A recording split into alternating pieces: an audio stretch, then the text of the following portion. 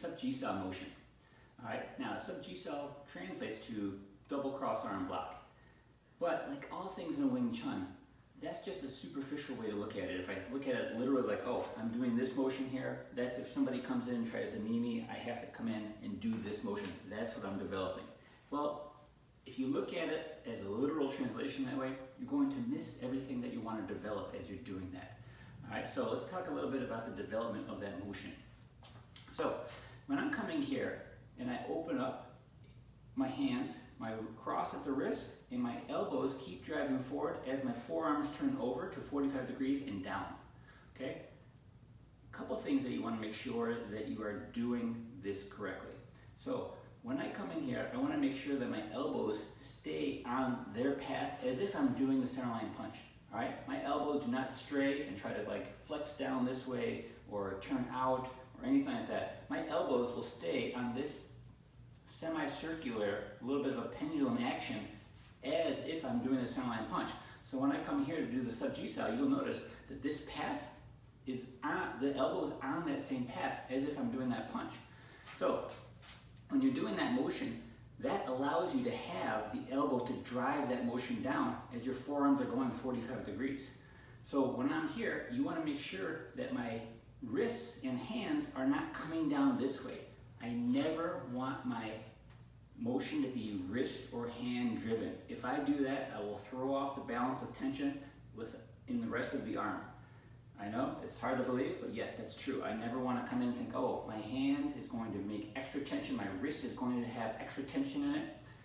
Again, if you do any type of other athletics in your life, whether I throw a ball or I hit a ball or tennis, whatever you're doing, think about it. Would you have an extra grip strength or extra tension in your hand or wrist when I'm going to throw that ball or hit the ball with the bat?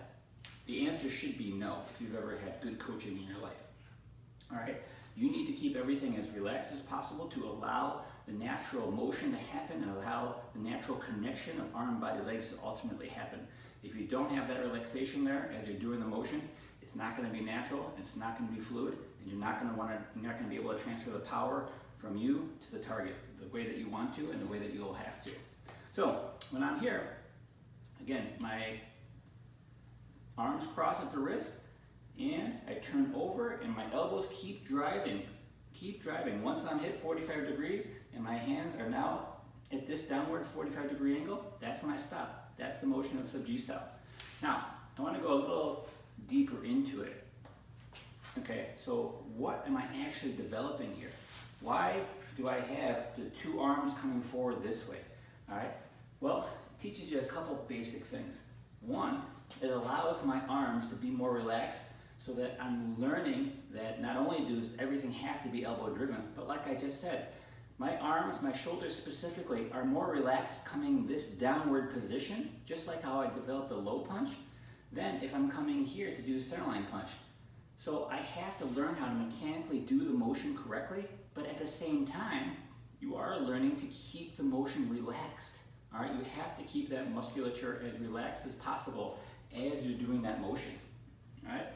So the other thing that I'm developing, why am I doing two hands at once, is because I'm developing two arms going forward together, similar to how I'm doing with a double punch motion. Now I'm coming here, double cross, as if I'm doing hot punch.